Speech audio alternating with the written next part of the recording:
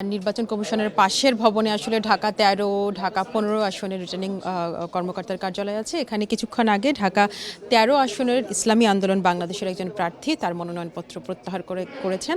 জানা গেছে যে ঢাকা ১৩ আসনে খেলাফত মজলিসের প্রার্থী মাওলানা মামুনুল হককে সমর্থন করে তারা তাদের এই আসনের প্রার্থিতা প্রত্যাহার করেছে।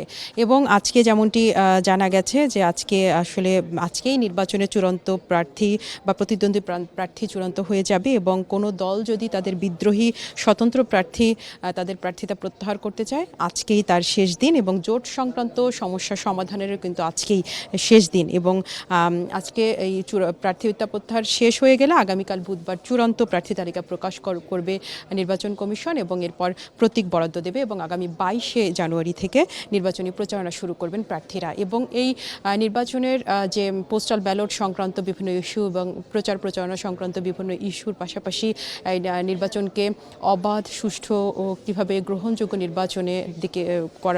নির্বাচনের লক্ষ্যে কিন্তু আজকে বিভিন্ন রাজনৈতিক দলের প্রতিনিধি দলকে ডেকেছে নির্বাচন কমিশন।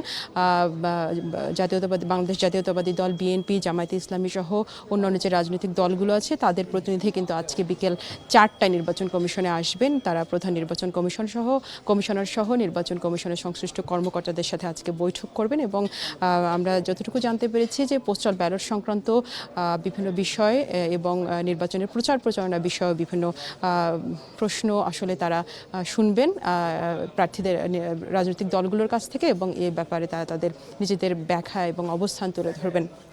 এবং আজকে বিকাল ৩টায় সুইডিশ একটি প্রতিনিধি দলেরও কিন্তু নির্বাচন কমিশনে আসার কথা রয়েছে এবং প্রধান নির্বাচন কমিশনের সঙ্গে তাদের সাক্ষাৎ করার কথা রয়েছে।